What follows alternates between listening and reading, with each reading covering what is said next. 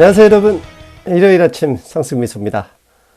새해 첫날 정신없이 올라간 증시 어떻게 수익 많이 나셨죠? 저는 평가액만 따지면 작년 실현 순이익의 거의 70%에 육박할 정도로 대단한 한 주를 보냈습니다. 그런데 이게 단순히 한국 증시만의 문제가 아닙니다. 미국에서 흘러들어온 순풍, 그것이 큰 도움을 주지 않았을까 이런 생각을 해봅니다. 그래서 우리 토마스 류 선생님 바로 연결합니다. 선생님 안녕하십니까? 네, 안녕하세요. 새해 첫 주 증시 이번 주도 지난 3개월 연장성산에서 거침없이 달렸습니다. 이번 주 선생님 잔고는 괜찮으시죠? 네, 많이 증가했어요. 그 새해 첫 주. 네, 아주 저는 지금 현금 비중 없이 거의 100% 지금 풀 베팅 중에 있거든요. 그래서 특히 그 재생에너지 쪽에 주식이 또 많이 올라가고 네, 좋았습니다. 이따가 이 클린 에너지 이쪽 부분도 제가 마지막에 질문을 할 건데 먼저 순서대로 제가 준비한 순서대로 지금 질문을 드릴게요. 11월 3일 이후 우리 방송에서는 트럼프가 목리든 뭐든 관심 없다, 신경 쓰지 말자 이랬지만 그 한국에서 좀 유력한 방송이죠. 김어준의 뉴스공장에서조차 그 트럼프의 그 불복 시나리오를 여러 주 방송하기도 했었거든요. 그것뿐만 아니라 경제 유튜버조차 심지어 지난주에는 쿠데타 어쩌고 이런 이야기까지 했었는데, 사실 증시 투자자 입장에서 정치 이야기 우리는 친수익파니까 되도록 안 하려고 했지만 지난 3개월간 이런 것을 현지에서 계속 보시면서 방송에서 여러 번 말씀하셨지만 느낌이 어땠는지 솔직한 심정 먼저 부탁드릴게요. 한마디로 말씀드리면은 증시 투자자들은 돈을 따라가는 거지 정치를 따라가는 게 아니거든요. 물론 정치가 경제에 미치는 영향이 있을 수는 있어요. 그러나 현재는 특히 화요일 날 1월 5일 날 그 조지아 주 상원 의원 그 선거에서 민주당이 이겼잖아요. 그 이김으로 해갖고 소위 말해서 블루웨이브가 이제 달성된 거거든요. 그래서 선거 전과 선거 후 그 하루 차인데도 불구하고 미국 증시를 바라보는 그 시각, 그 판단이 완전히 바뀌어 버렸어요. 그래서 그 선거 전에는 그 공화당 우세 지역인 조지아에서 그래도 공화당이 한 석이라도 건지면은 이게 큰 부양책으로 못 가고 결국은 지금 현재 그 팬데믹 상황에서 경제 스스로 헤쳐나가야 된다, 이제 이런 시각이 팽배해 있었는데 화요일날 선거 그 개표 결과 민주당이 싹쓸이 했잖아요. 그래갖고 민주당이 상원 하원 다 잡고 있으니까 대통령까지 삼각축을 다 잡으니까 그 다음에는 민주당이 마음만 먹으면 얼마든지 부양책을 펼칠 수 있는 그런 이제 상황으로 변한 거죠. 그래서 증시는 완전히 그 민주당의 더 큰 부양책 여기에만 집중하고 따라가다 보니까 선거가 어째고 의사당에 폭동나고 전혀 상관없이 하여튼 투심들은 오로지 돈만 따라갔다. 그래서 오늘 미국 신문 어디 보니까 이 증시 투자자들이 양심불량이다.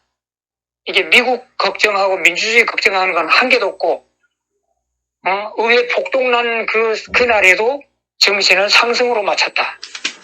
이런 식으로 이제 비난을 했더라고요. 우리는 수익을 따라가는 거죠. 그러니까 지금 정리를 하면 증시 투자자라고 해서 정치적 신념을 버리라고 하는 건 아니에요. 정치적 신념을 가져야죠. 그런데 자기가 지지하는 정치인을 응원하기 위해서 그 사람이 반드시 정권을 잡아야 된다고 응원하다가 투자를 잘못하면 안 된다는 의미죠. 즉 돈이라는 게 돈을 만들고 돈의 양을 결정하는 것은 중앙은행이고 은행이지만 돈의 흐름, 돈이 가는 방향을 결정하는 것은 결국 정치인입니다. 왜? 정치인이 정책을 결정하고 정책을 따라서 돈이 움직이는 거거든요. 그래서 지지 여부와 상관없이 이번에 정권을 잡은 정치인은 어느 파트, 어느 관점에서 정책을 집행할 것인지 그에 대해서 면밀히 관찰하고 그 방향으로 투자를 하자는 게 우리 친수익파지 정치적 신념 버리라 이런 건 분명히 아니잖아요. 그렇죠. 네네. 맞습니다. 예. 그래서 제가 댓글을 막은 이유도 그런 겁니다. 뭐 트럼프 대통령에 대해서 좀만 약간 좀 얘기하다 자기네 기분에 거슬리면 막 쌍욕을 하는 이런 개나리 같은 그 비몰상식한 사람들의 말을 아예 듣지 말자 이런 얘기했던 건데 앞으로도 우리가 말씀드리는 것은 누가 정권을 잡든 내가 반대하고 여러분들이 반대한다고 정권을 못 잡냐 그런 거 아니에요. 그것은 내 의지와 상관없이 전체 대중의 의지대로 가는 것이니 우리는 그걸 자연과학자의 마인드, 그 자세로 관찰을 열심히 하고 그 흐름에서 돈이 어디로 가는지 열심히 파악하자. 그게 우리 친수익파의 역할 아니겠습니까? 그렇죠. 그래서 제가 이 인터뷰에서도 트럼프 대통령의 장점도 많잖아요. 예. 장점, 단점 뭐 이렇게 하고 최근에 이제 그 선거 불복 그 상황에 대해서 우리가 이제 서로 디스커스 했고 여기에 대해서 불만을 가진 분들이 이제 거기에 댓글을 달 수 없으니까 예. 개인적으로 이메일을 보내요. 저한테. 그래갖고 유선 이사님 다른 건 다 좋은데 이 정치에 대해서는 꽝이구나. 정치에 대해서는 좀 더 안목을 좀 더 키워라. 뭐 이런 식으로 훈계적으로 장문의 이메일을 막 보내고 그래요. 그래서 저는 뭐 무시하고 대답도 안 하고 뭐 그래 지나가는데 하여튼 우리가 뭐 정치인들 뭐 민주당, 공화당 정치인의 목적은 결국은 정권 잡는 거거든요. 예. 근데 우리는 수익만 실수익파, 수익을 따라가는 거지, 그 정치인들의 그 들러리에서 우리가 그 수익을 얻을 수 있는 기회, 이것마저도 우리가 팽개칠 수는 없는 거죠. 그러니까요. 여러분들, 여기 이 방송 들으시는 분들, 예, 정치인을 지지하는 입장 충분히 동의합니다. 그렇다면 여기 와서 지지자 가지고 할 이유 없어요. 그냥 친수익파들 열심히 투자해서 돈 벌어서 그 정치인 후원하는 게 더 좋은 길입니다. 선생님 맞죠? 네네. 예, 괜히 쓸데없이 댓글에 목숨 걸지 않는 그런 분들이 되셨으면 좋겠습니다. 자, 그리고 선생님 예상대로 지난 방송에서 선생님은 민주당이 두 석 다 싹쓸이 할 것 같다 이런 말씀 하셨어요. 그 예상대로 선생님이 맞췄는데 그런데 웃긴 건 지난번 대선 때는 블루웨이브 불가능하다 이 재료로 3개월 올랐는데 막상 블루웨이브가 되자 이번에는 블루웨이브 때문에 오른다라고 했어요. 한마디로 증시가 물론 이제 그때 상황과 현재 상황이 완전히 다른 것은 이해는 하지만 그럼에도 이거 주식시장이 이렇게 언제든지 변할 정도로는 유기체적 성격이다. 뭐 이렇게 그냥 봐야 되는 건가요? 그렇죠. 이제 증시의 그 애널리스트들은 뭐 순간순간 그 변해요. 자기 그 의견이. 그래서 사실은 사후에 증시가 올라가면은 그 올라간 그 이후에 그 사후에 왜 올라가는지 그 이유를 합당한 이유를 찾아갖고 갖다가 붙이고 떨어지면 또 이유를 갖다 붙이고 이러는데 월요일날 그 미국 증시는 사실 화요일날 블루웨이브가 될까봐 기술주 중심으로 월요일날에 하락을 많이 했어요. 근데 화요일날 선거하고 저녁이 개폐되고 수요일날 딱 되니까 기술주도 그냥 폭등해버린 거죠. 그래서 그 이유가 보면은 결국 바이든 정권이 뭐 민주당 싹쓸이 그 상황하에서 나중에 빅테크5를 중심으로 해서 그 테크 기업들에게 박해를 많이 주고 또 반시장적인 그런 법 개정을 좀 하리라고 하는 그런 것도 있지만은 결국은 지금 팬데믹 상황에서 민주당 정권이 가장 먼저 해야 될 것은 경제 살리기거든요. 예. 이 경제 살리기 이 상황에서 이 긴급한 이 국면에서 경제 일선에서 뛰고 있는 기업들에게 사기 저하를 시킬 이유는 없다. 이제 이렇게 저는 보거든요. 예. 그래서 일단은 먼저 경제를 살려놓고 코로나도 물러가게 해놓고 그 다음에 자기들의 그 정책을 펼칠 것이다. 좀 그 엔타이트러스트법이라든지 법인세 인상이라든지 일반 세금 인상이라든지 하여튼 뭐 배당금 자사주 매입 제한 이런 각종 이런 법 개정 같은 것은 사후 조금 몇 달 후 적어도 6개월 후 이후에나 시행할 조금 먼 이야기. 그래서 당장은 지금 민주당 정권이 가장 먼저 해야 될 것은 경제 살리기 이것에 이제 몰두할 것이다. 그래서 조금 이제 좀 기술주의든 악재는 뒤로 물러선 그런 지금 분위기다 이렇게 말씀드리고 싶습니다. 결국은 조지아주 그 블루웨이브 달성으로 부양책이 나오고 그리고 시장이 걱정했던 그 뭐 반독점 이 빅테크 쪼개기나 세금 인상 이 부분은 코로나 때문에 최소한 1, 2년 안에 쉽지 않은 이야기다. 먼 나라 얘기니 지금 걱정하지 말고 돈 쏟아지는 것만 즐기자 이렇게 해석하는 거네요. 그렇죠. 네네. 예, 알겠습니다. 그런데 오늘 새벽 증시에서는 또 이런 분석도 있었어요. 왜냐하면 민주당의 상원의원 먼신, 이거 발음이 어떻게 됩니까? 조 먼친인가요? 만친인가 하여튼 뭐. 예, 이분이 갑자기 나는 2,000달러 캐시 주는 거 반대다. 이런 이야기를 하면서 주가가 훅 밀렸었어요. 그랬는데 갑자기 다시 또 이 사람이 한번 물러서면서 그건 아니고 라고 하면서 증시가 올랐는데 이분이 주장했던 게 구체적으로 뭡니까? 네, 사실은 금요일 아침 그 12월 고용 지표가 발표됐잖아요. 예. 됐는데 예상이 좀 안 좋게 나올 것이다 하고 예상을 했는데 그보다도 더 안 좋게 나왔어요. 예. 그래서 7개월 동안 고용 지표가 개선되어 왔었는데 7개월 만에 최초로 14만 명 일자리 난팜 페이롤이 감소했습니다. 예, 난팜 페이롤 14만 개가 줄어드는 상황. 예, 원래 예상치는 4만 네. 개 정도는 늘어날 것이다 이랬었죠. 네네. 그래서 그 난팜 페이롤 발표되기 전에 그 선물 지수는 상당히 다우 지수도 한 150포인트 정도 상승으로 가고 있다가 8시 반에 난팜 페이롤 수치가 안 좋게 아주 더 월스한 그 지표가 나오면서 이제 선물 지수도 쭉쭉쭉 내리다가 그래서 아침 시작할 때 이미 증시가 조금 약한 모습이었어요. 네. 그냥 모습이었다가 말씀하신 대로 그 바이든 그 대통령 당선자를 중심으로 한 민주당 정권은 그 이미 600달러 지급했던 그 추가로 1,400달러를 추가해서 총 토탈 2,000달러를 주기로 이제 그렇게 밀고 나가는데 민주당 안에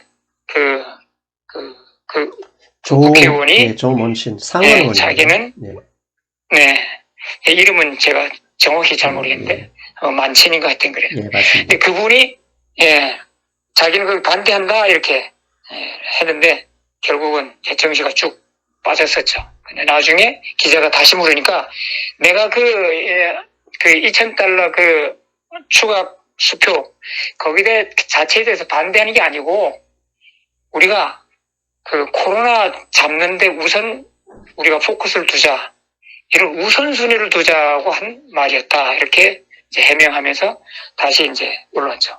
그래서 결국은 그 지금 그 화요일부터 쭉 그 미국 증시를 보면은 결국은 민주당 블루웨이브로 해갖고 더 많은 돈을 이제 경제에 쏟아부을 거라는 그 기대감. 그것 때문에 증시가 살짝만 내려와도 바로 매수세가 이제 들어오는 거죠. 그래서 화, 수, 목, 금, 그 4일 연속 지금 상승장으로 지금 가고 있습니다. 오늘 새벽, 지금 토요일이기 때문에요. 오늘 새벽 분명히 바이든 당선자도 지난주에 제가 방송에서 말씀드렸지만 골드만삭스는 멤버십 게시판이었구나. 죄송합니다. 민주당이 블루웨이브를 달성했으니까 약 7천억 달러 정도 추가 부양책을 할 것이다. 이렇게 예측을 했었어요. 그런데 오늘 토요일 새벽, 한국 시간으로 토요일 새벽 바이든 당선자는 트릴리언스 오브 달러라고 그랬습니다. 즉, 7천억이 아니라 1조 달러 이상의 부양책이 될 것이다 라고 이렇게 공언을 했거든요. 결국 시장, 즉 증시 투자자가 예상하는 것, 특히 투자은행이 예상하는 것보다 훨씬 많은 돈이다 그러면 이게 어느 정도 구체적으로 액수가 나오기 전까지는 계속 기대감이 유효하다 이렇게 해석해도 되나요? 그렇죠. 바이든 당선자가 이제 금요일 날 낮에 이제 그 기자회견에서 다음 주 목요일 날 자기가 이 추가 부양책 이 윤곽을 보여주겠다 이렇게 이제 발표했거든요. 예. 그러면서 이제 적어도 $1 trillion 이상 이제 줄 거다 이제 그건데 사실은 지금 새 의회에서 상원 하원 지금 민주당이 지금 다수당이잖아요. 예. 민주당이 마음 먹은 대로 되는 겁니다 이거는. 예, 하원 과반수 이상을 넘었죠. 상원에서도 아슬아슬하지만은 부통령이 1월 20일 이후부터는 한 표를 갖고 있으니까 상원에서도 통과되고 결국은 바이든 당선자가 내가 $1 trillion, $2 trillion 부르면은 그냥 되는 거예요 이제는 상황이. 그래서 지금은 증시는 지금 엄청난 부양책이 나올 건데 지금 미국 경제에서 그 엄청난 돈이 풀리면 그 돈이 어디로 가겠어요? 결국은 증시로 들어오는 거죠. 네. 그래서 증시에는 지금 소문에 사서 뉴스에 팔아라. 이제 그런 국면. 지금 잔뜩 소문이 무성해진 그 단계라고 저는 보고 있습니다. 지금 이 부양책뿐만 아니라 대통령 공약사항으로 2조 달러 인프라 투자도 있단 말입니다. 2조 달러 인프라 투자도 이게 사실 상원을 공화당이 장악하고 있는 한 어려울 수도 있다 이런 해석이 있었는데 블루웨이브가 됨으로써 뭐 부양책과 별도로 인프라 투자도 그냥 간다 이렇게 해석하는 게 이미 US 스틸 철강 회사죠. US 스틸 이 주가가 급등하고 있습니다. 결국 그것도 이 돈도 쏟아진다 이렇게 봐도 되겠죠? 그렇죠. 결국은 인프라 투자하려면은 결국은 그 기초 재료가 필요하잖아요. 철강, 구리 뭐 이런 거. 이제 거기서 이제 주가가 부스트 받는 건데 하여튼 바이든 당선자가 이제 앞으로 이제 그 경제 부양안 다음 주 목요일 날 우리가 이제 주시해 봐야 되는데 거기서 전체적인 이제 윤곽이 나올 거예요. 거기에 따라 갖고 이제 증시 안에 그 섹터 중에서도 특히 더 많이 수혜를 받는 섹터 뭐 이렇게 이제 나타날 겁니다. 그래서 결국 일단은 지금 US 스틸 같은 그런 철강 회사들 이제 주가가 부양되는 거고요. 구리값도 매일 올라가는 거고요. 그 다음에 이제 이런 식으로 사실 미국이 코로나 지금 하루에 4,000명씩 사망하거든요. 엄청난 이 상황에서도 그래도 앞으로 이 소셜 디스턴싱은 좀 더 완화되고 좀 더 우리가 대면 사회로 갈 것이다 하는 기대감. 그것 때문에 그 원유마저도 매일 올라가요. 조금씩. 예, 지금 모든 게 지금. 그래서 지금 부정적인 그 견해를 놓고 보면은 경제 이 상황과 증시 이 수준, 여기 엄청난 괴리, 그 괴리가 점점 벌어지고 있다. 이런 이제 부정적으로 볼 수 있는데 사실은 결국은 지금 현재 증시는 내년 봄 그 이후를 또 지금 바라보고 있는 거기 때문에 지금 당장 하루에 4,000명 죽는다. 여기 우리가 너무 공포감을 가질 필요가 없는 거죠. 솔직히 주가는 현재 우리가 알고 있는 모든 상황을 가격에 반영하는 거거든요. 실제로 4,000명이 사망하고 있기 때문에 이것밖에 안 오른 것이다 라고 이렇게 해석해도 되는 거 아닌가요? 그렇죠. 지금 백신 접종은 계속 지금 이제 늘어나고 있잖아요. 그래갖고 지금 내년 봄쯤 되면 아마 미국 국민의 반 정도는 아마 백신을 맞고 지금까지 데이터 보면은 백신을 맞았던 사람 중에서도 맞았던 사람 중에 재발병됐다 하는 게 지금 없거든요. 그렇다 그러면은 백신 접종이 국민의 절반 아니면 또 내년 여름 가을로 가고 전 국민이 다 맞았다 그러면은 코로나는 끝나는 겁니다, 이게. 그래서 이미 그 백신 접종의 그 속도 조금 뭐 예상보다 조금 느리긴 하지만은 결국은 접종이 이제 증가되고 있는 이런 긍정적인 이것을 증시는 바라보고 있거든요. 그래서 너무 지금 현재 경제 상황만 보고 증시에다가 뭐 인풋을 치거나 현금 허시개가 빠지거나 이래서는 안 되는 겁니다. 제가 드리고 싶은 말씀은 그런 겁니다. 뭐냐면 주가가 지금 빠른 속도로 오른 것도 사실이고 많이 오른 것도 사실이에요. 그런데 주가가 많이 오르고 빨리 올랐다고 떨어지는 게 아니거든요. 즉 가치가 없는 것들이 쓸데없이 빨리 오르고 오를 때 떨어지는 거잖아요. 근데 네네. 분명한 건 지금 현재 돈이 쏟아질 것이고 심지어는 바이든 대통령이 세금 인상을 하면 S&P 500 기업의 순이익이 5% 정도 감소할 것이다라고 예상을 하지만 부양책으로 풀어서 그만큼 이상의 순이익이 더 증가할 것이라고 예상하는 월가 투자은행도 있거든요. 그런 걸 감안할 때 향후의 기업 순이익은 풀어지는 돈 때문에 늘어날 것이다. 그러니까 현재의 주가 상승은 어떻게 보면 받아들이는 게 우리 계좌잔고에 플러스 되는 게 그 도움이 되지 않겠습니까? 그렇죠. 지금 현재 지금 증시가 많이 올라와 있으니까 좀 비관적인 애널리스트들 또 뭐 좀 사회적으로 유명한 펀드 매니저들 많은 분들이 증시 지금 너무 위험하게 너무 거품이 끼고 너무 높은 수준까지 올라왔다. 이렇게 말하고 민주당 정권에서 뭐 2,000불짜리 스티뮬러스 패키지 책 주고 또 뭐 1조 달러짜리 또 뭐 부양책하고 이러면은 미국 국가의 부채 이것이 엄청 늘어나갖고 감당할 수 없을 정도로 된다. 이제 이게 비관적인 시각이고 긍정적인 시각은 상승 교수님 말씀하신 것처럼 돈을 투입해갖고 우리가 수도펌프 옛날에 펌프질 할 때 마중물을 많이 넣어갖고 많은 물을 끌어올리면 되는 거죠, 그죠? 그렇게 해갖고 경제가 잘 돌아가면은 세수가 더 늘어나잖아요. 그러니까 이제 그런 시각의 차이인데 지금 바이든 정권은 아마 더 큰 마중물 부어갖고 빠른 시간에 경제를 정상화시키자 이런 식으로 이제 순서를 이제 밟아가는 것 같고 저도 거기에 이제 동의하는 있거든요. 그래서 증시도 이제 거기에 따라간다 이렇게 말씀드리고 싶습니다. 여기서 한 가지 이제 부정적인 점을 하나 꺼내자면 채권금리입니다. 채권금리가 오늘 새벽에 또다시 올라서 1.1% 10년 만기 기준으로 1.1%가 넘어섰습니다. 그런데 미국 증시 역사상 100년 동안의 주가와 이 채권금리를 보면 채권금리가 오를 때 주가가 상승이 있었어요. 다만 너무 과도하게 상승해서 이 기업들이 부채를 감당하기 힘든 시점에는 꺾여졌는데 골드만삭스의 경우는 10년 만기 채권금리를 1.5%까지는 문제없다 이렇게 예상하고 있거든요.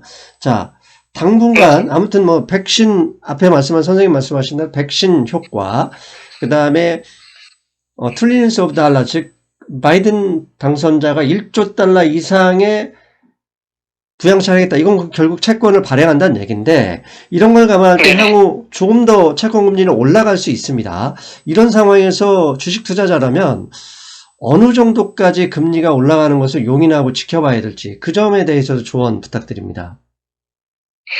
네, 제가 볼 때 현재 국채 금리가 올라가는 것은 사실 미국 경제가 좋아서 올라가는 면보다도 말씀하신 대로 바이든 차기 정권이 엄청난 부양책을 풀무로 해갖고 돈이 엄청나게 풀리니까 결국 그것 때문에 채권 가격이 눌리고 반대인 채권 금리가 올라간다 이렇게 보고 있거든요.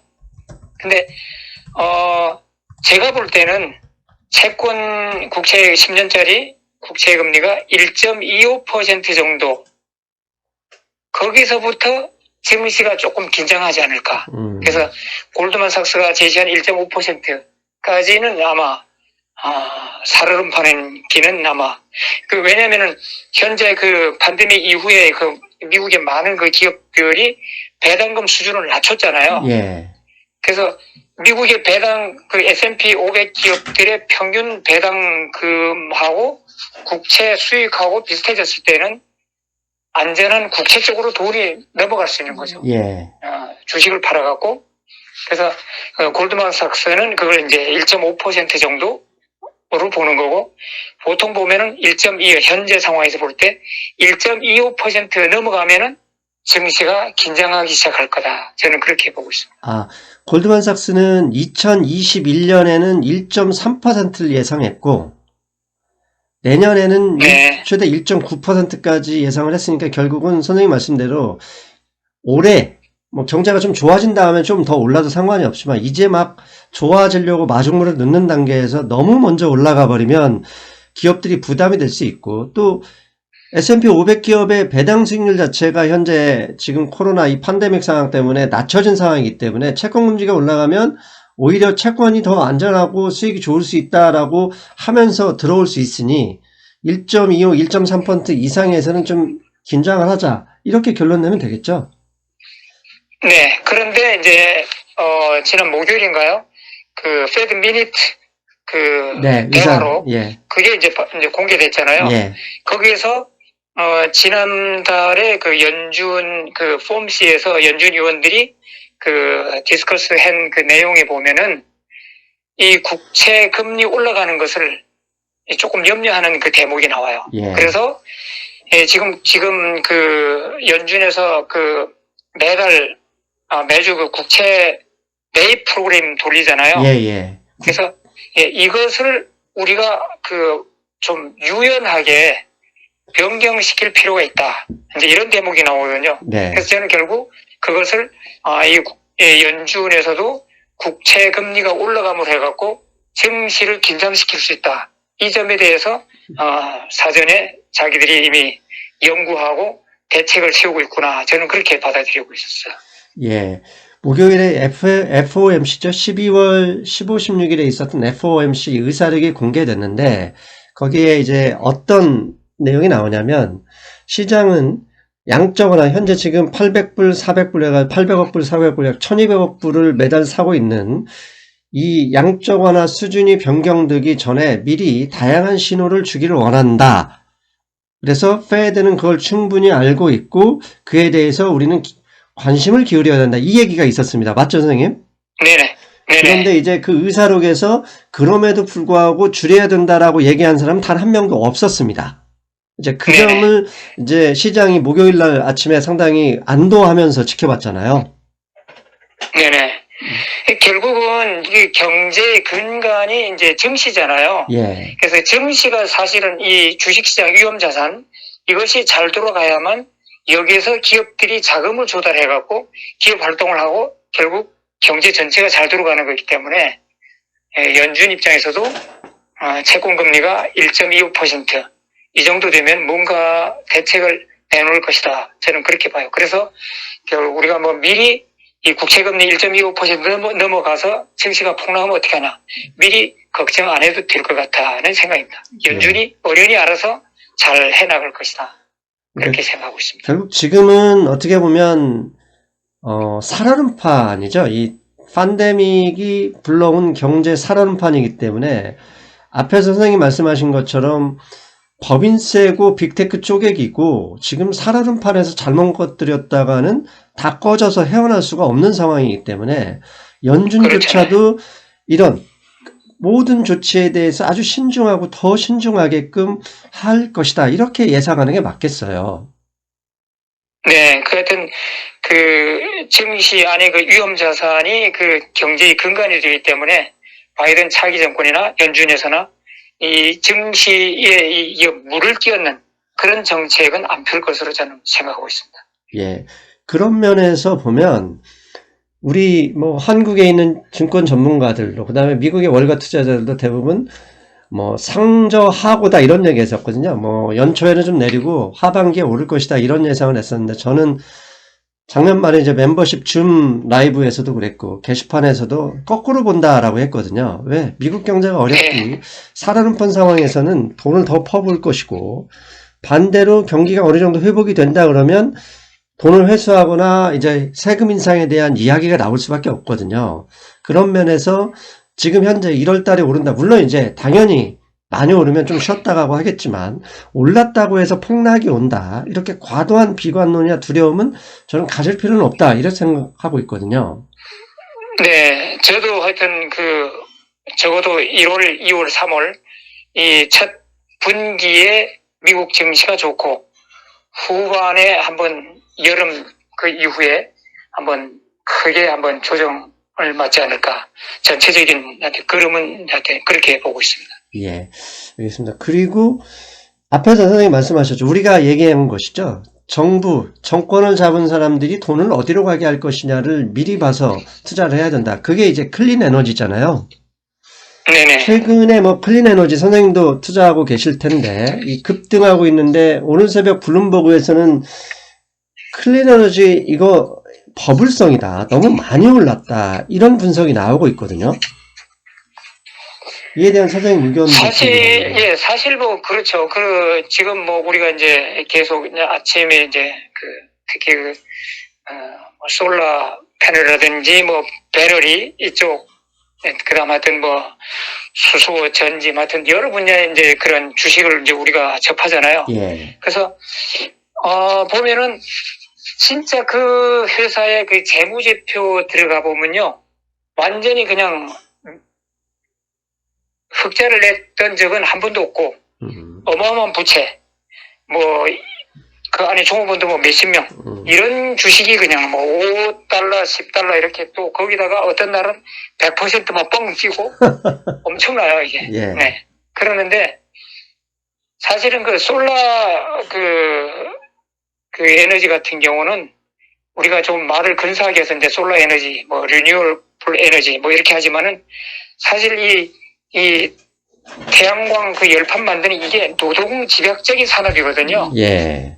여기서 뭐 떼돈 남을 그런 이 업종이 아니에요, 이게. 그런데 거기에 회사들 엄청납니다. 특히 중국 뭐 이런 데 보면은 주가도 엄청나고요. 거기 이제 그걸 포함한 ETF 가격도 어마어마해요. 그래서 진짜 이게 한번 크게 거품이 빠지지 않을까. 저는 하여튼 조마조마하면서도 이제 따라가는데, 저는 뭐 솔라 같은 거는 이제 안 하고 주로 이제 테슬라가 무슨 배터리를 쓰느냐 거기에 따라갖고 그 배터리 그런 쪽에 이제 주로 투자를 하고 있는데, 하여튼 제가 볼 때는 뭐 배터리든 솔라든 뭐 무엇이든 간에 진짜 이 재생에너지 이쪽은 진짜 거품이 좀 어마어마해요. 뭐 요새 거품이 아닌 게 없죠. 뭐 비트코인도 지금 하늘 높은 줄 모르고 올라가고. 그러니까요. 테슬라 주식도 뭐 설명이 안 되게끔 막 올라가고 있고. 사실 그런 면에서 보면 이제 높아심에서 말씀을 드리지만 과거에 이제 닷컴 버블이란 데서 사실 주가 폭락이 됐지만 그 닷컴 버블이었을 때 이 닷컴 회사들이 차지하는 시가총액이 어마어마했기 때문에 그게 무너지자 전체가 힘들어진 거지만 사실 솔라 회사들이 무너진다고 해서 저는 S&P 500 증시에 영향을 미칠 거라고 생각하지 않습니다. 워낙 그 시가총액 차지하는 비중이 미미하니까요. 다만 그렇죠, 네네. 거기에 개별 회사들은 버블도 충분히 이미 버블이라고 추정할 수 있는 근거들이 많으니 혹시 이 방송을 듣는 분들은 좀 조심을 하셔야 될 것 같고, 사실 증시 전체로 가장 걱정되는 건 테슬라지 않습니까? 왜냐하면 테슬라가 이제 시가총액이 네네. 8천억 달러 가까이 돼서 5번째 페이스북을 제쳤습니다. 현재 이 테슬라가 거침없이 오르고 있는데 이게 만약에 테슬라 혼자서 테슬라 주가가 20-30% 조정이 온다 그러면 시가총액 5위 위서기 때문에 전체 증시에도 파급 효과가 나올 수 있지 않을까요? 네, 엄청나게 악영향 줄 수 있죠. 최근에 지금 S&P 지수 자체가 이제 계속 상승하는데도 테슬라의 영향, 이 덕분이 이제 크다고 보거든요. 지금 오늘 금요일날 현재 테슬라가 S&P 500에서 차지하고 있는 비중이 약 한 1.9% 정도 된다고 해요. 예. 예. 근데 그 1.9%. 그런데 그 전에도 그 인터뷰에서 이제 제가 말씀드렸지만은 액티브 펀드 매니저들이 고객들한테 요금 먹으려면은 S&P 500 안에 그 포지션 안에서 적어도 현재 1.9%의 비중, 그거는 테슬라를 담아놔야 되거든요. 예. 근데 테슬라를 그 주식을 갖고 있는 그 투자자들 입장에서는 이걸 팔려고 안 해요. 예. 항상 올라가니까. 예. 그러면은 액티브 펀드 매니저들이 자기 포지션을 채워야 되는데 누가 파는 사람이 수익이 채울 거 아니에요. 예. 그러니까 나오면은 더 비싼 가격으로 사겠다. 나오면 더 비싼 가격으로 사겠다. 이런 식으로 계속 반복되다 보니까 계속 가격이 올라간다. 저는 그렇게 보거든요. 그런데 재미있는 거는 액티브 펀드 매니저들이 그 지난번에 그 테슬라가 그 S&P 그 정식으로 조인한 그날로 볼 때 그러니까 8트릴리언 달러 어치를 테슬라 주식을 사야 된대요. 예. 그래야만 그 포트폴리오의 평균 비중을 이제 채울 수 있다는 거죠. 근데 지금 금요일 현재 아직도 액티브 펀드 매니저들은 그 비중을 못 채웠대요. 참, 보면. 그러면 앞으로도 테슬라 주식은 더 올라갈 수 있다는 거죠. 올라가는 건 좋기는 하지만. 그 재미있는 비교가 나왔더라고요. 예. 네. 네네. 예, 말씀하십시오. 그래서 테슬라는 적어도 2025년 연도에 그 예상 그 판매치가 있잖아요. 예. 예상. 그 영업 실적. 이것을 선반영한 것이 현재 주가다. 이제 이렇게 보는 거고. 그 다음에 그 시총 대비 그 회사가 그 판매하고 있는 그 자동차 대수. 이것을 이제 계산해 봤을 때 그 GM 있잖아요. 제너럴 모터. 예. GM이 현재 그 이제 자동차를 만들어서 판매하고 있는 그것을 이제 시총에다 나눠 보면은 그 자동차 한 대당 $9,000 정도 된대요. 근데 테슬라는 현재 만들어서 판매하고 있는 그 자동차를 시총에다 나눠 보면은 자동차 한 대당 1.25 밀리언 달러, 125만 달러라고 합니다. 이게 산술적으로는 이게 설명이 안 돼요. 네. 이성적으로는 도저히 이게 설명이 안 되고, 그래서 제가 볼 때는 뭐 이제 구조적으로 테슬라의 주가는 올라갈 수밖에 없는 지금 상황이죠. 액티브 펀드 매니저는 자기 비중을 계속 채워 넣어야 되니까 팔려고 하는 사람은 적고. 그렇긴 하지만은 진짜 걱정되는 것이 이번에 그 애플하고 현대자동차하고 뭐 이렇게 예. 손잡았다고 이제 소문 났잖아요. 예. 근데 그게 헛소문이 아닌 것 같더라고요. 제가 오늘 또 뒤져보니까 애플에서 말하기를 현대뿐만 아니라 다른 데도 지금 파트너를 한 개로 정하는 게 아니고 한 개 이상 정할 것이다. 이제 이렇게 이제 얘기한 거 봐서는 현대와 손잡은 것은 거의 확실해 보이더라고요. 네. 그런데 이 애플이 어마어마한 그 소프트웨어 강자잖아요. 예. 여기다가 하드웨어 강자하고 손을 잡았다 그러면은 테슬라한테 충분히 맞상대할 수 있는 그런 세력으로 클 수 있거든요.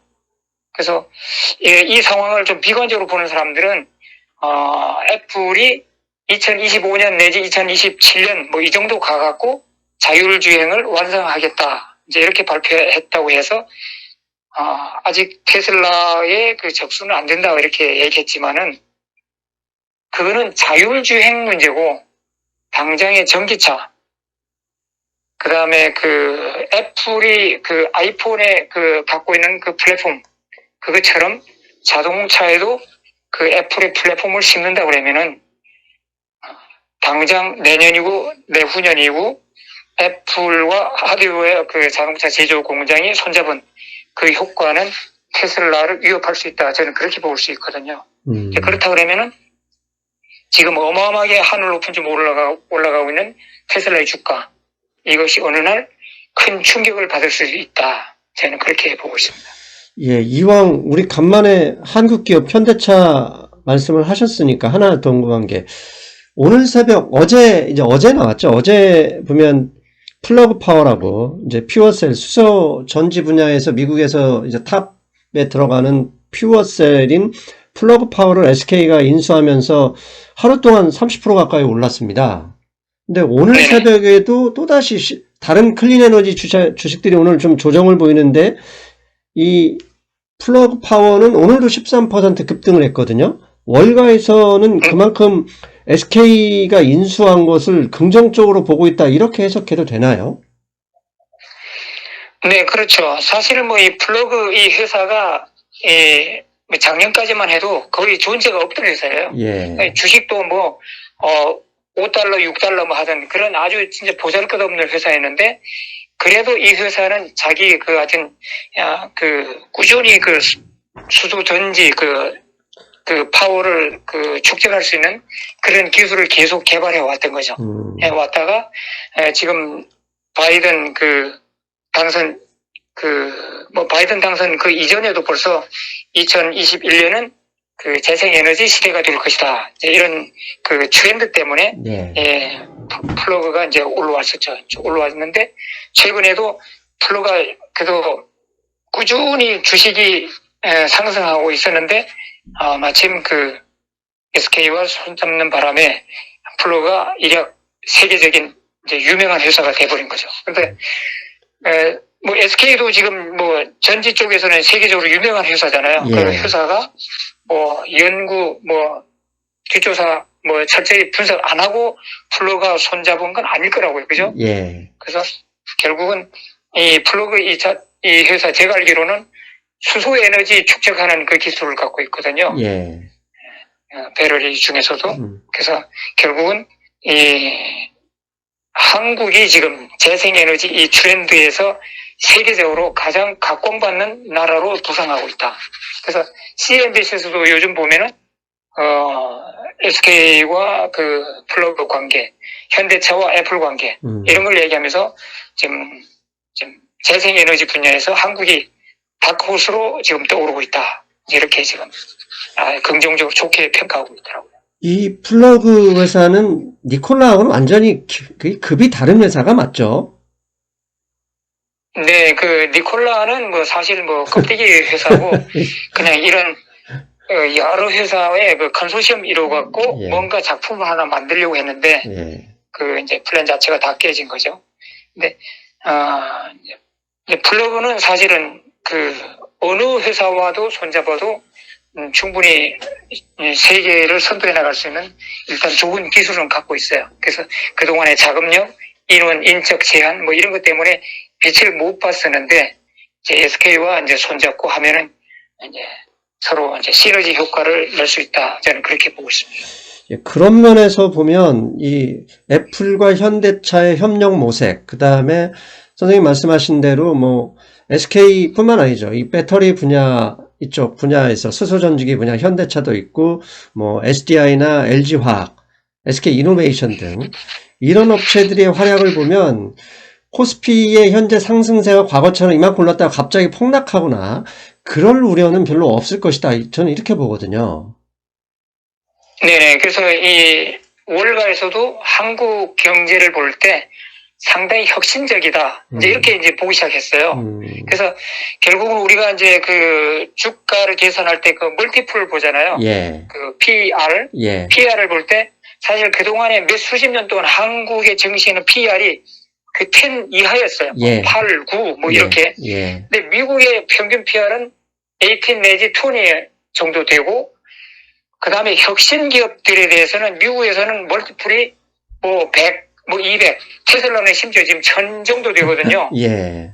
근데 지금 한국의 그 일반 그 전통 기업들은 지금도 뭐 멀티플이 지금 낮지만은, SK라든가 현대가 만약 애플하고 본격적으로 손잡고 일한다 그러면은 그 현대자동차의 멀티플도 당연히 늘어날 거고요. 그럼 결국은 삼성, SK, 현대 이런 혁신 기업들에 대한 멀티플이 늘어나면은 한국의 코스피 자체도 지금 엄청나게 더 올라갈 수 있는 잠재력이 있다. 저는 그렇게 보고 있습니다. 그러니까 마이크론 테크놀로지하고 삼성전자 이 D램 부분만 봐도 삼성전자가 마이크론 테크놀로지를 싸다구를 때려도 양쪽으로 때릴 수 있는 능력인데 그 밸류에이션을 보면 마이크론 테크놀로지는 최근에 많이 올라서 거의 25배 정도 받고 있거든요. 근데 삼성전자는 10도 못 받아요. 이건 사실 말도 안 되는 그러니까요. 얘기잖아요. 네네. 그래서 뭐 한편으로는 아직도 이제 세계에서 보는 그 삼성을 바라보는 그 시각은 반도체 파운드리 회사다 이렇게 지금 보고 있기 때문에 그 멀티플이 좀 낮은 상태인데, 이 혁신 기업들이 이제 한국 그 기술을 이제 끌어올리면서 세계적으로 이제 제대로 된 평가를 받는 날이 이제 곧 올 거라 저는 그렇게 보고 있거든요. 그래서 예. 현재 그 한국의 코스피 뭐 3,000 이제 넘었잖아요. 그래서 예. 이제 앞으로는 뭐 3,300 이러는데, 사실은 그것도 현재는 너무 싸다 저는 그렇게 보고 있어요. 그래서 3,500, 4,000 이렇게도 갈 수 있다 저는 그렇게 보고 있어요. 그래서 지금 한국에 지금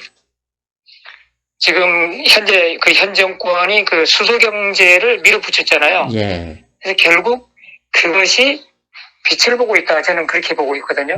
그래서 이것이 앞으로 전개되고 있는 그 전기차 이 시장에서 진짜 애플과 현대가 손잡아갖고 세계 시장을 누빌 날이 온다 그러면은 아마 한국 경제는 엄청나게 폭발할 수 있다 저는 그렇게 보고 있습니다. 결국 3,100 올라가서 급등한 건 사실이지만 조정이 온다 그래도 조정 후 다시 올라가는 것을 모색한다고 봐야지, 이제 끝났다 하면서 인버스 곧버스 타면 큰일 나는 거잖아요. 네네. 그래서 지금 미국이 이제 그 트럼프 시대가 이제 종료되면서 이제 그 달러화 그 자체가 조금 긴장감을 가질 필요 없고, 그 다음에 바이든 정권 그 이후로 이제 달러화 약세가 계속되고 있음으로 해갖고 미국의 자금이 지금 이머징 마켓으로 지금 대거 지금 몰려가고 있거든요. 예. 그 중에 하나가 지금 한국이라고요. 네. 그래서 한국에도 그렇게 이제 외국 기업들, 외국 투자자들이 계속 안심하고 투자할 수 있는 그런 환경만 잘 조성한다 그러면은 진짜 한국이 뭐 지리적으로는 좁을지언정 상당히 지금 세계 그 기술이나 경제 거기서 중요한 멤버로 떠오를 수 있는 잠재력은 충분하다 저는 그렇게 보고 있습니다. 이거 우리가 방송하다 보니까 갑자기 그 소위 말하는 국뽕 방송이 되는 것 같네요. 국뽕. 그게 아니라 그만큼 이제 세계에서 물론 이제 풀린 돈이 기본적으로 많기 때문인 건 사실이지만, 그 기반 하에서 한국이 오랫동안 디스카운트 받았던 이것이 해소될 가능성이 높아졌다. 결국은 그 얘기잖아요. 사실 그렇죠. 지금 한국은 제가 볼 때는 지금 엄청난 지금 찬스를 맞고 있어요. 그래서 이 찬스를 진짜 국가 경제 그 발전으로 연결시키려고 그러면은 이 투자 환경, 그 다음에 기업 환경, 이것을 그 서양에 있는 그 투자가들이나 기업들이 안심하고 들어갈 수 있는 그런 환경으로 이제 좀 조성을 좀 해줘야 돼요. 알겠습니다. 갑자기 우리가 50분이 다 됐기 때문에 선생님 일단 오늘은 여기까지 정리를 하고, 나중에 기회 되면 월가에서 보는 한국 기업들 선생님 좀 정보 좀 한번 모아주셔서 소개 한번 해주는 방송했으면 좋겠습니다. 네. 근데 오늘 그 인터뷰를 마치기 전에 제가 한 가지 더 말씀드리고 싶은 거는, 트럼프 대통령이 이제 뭐 이빨 빠진 호랑이 이렇게 볼 수도 있지만은 1월 22일 날 다음 정권을 인수받은 그 시간까지는 우리가 긴장해야 돼요.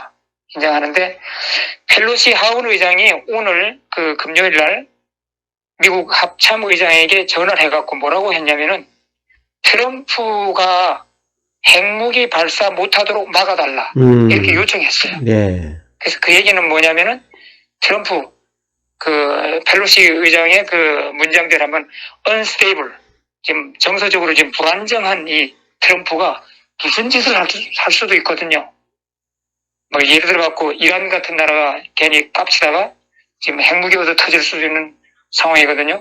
그래서 지금 트럼프 대통령이 마지막 나온 2주 동안에 여전히 미국의 대통령이에요. 그래서 어떤 돌발적인 행동을 할지 모르기 때문에 일단은 앞으로 2주 동안은 긴장을 좀 해야 된다, 이렇게 말씀드리고 싶습니다. 맞습니다. 그분 뭐 어디를 튈지 뭐 알다가도 모를 사람이니까 참. 네.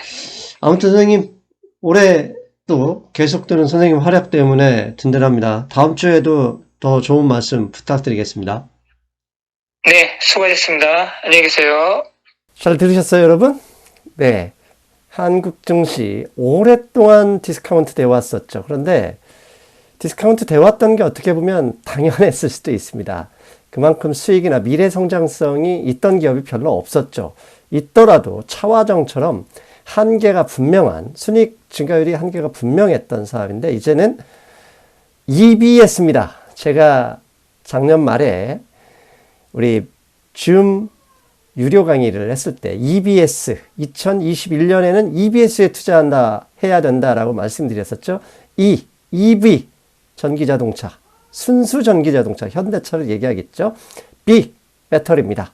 그 중에 대표 탑픽을 SK이노베이션으로 분명히 말씀드렸고요.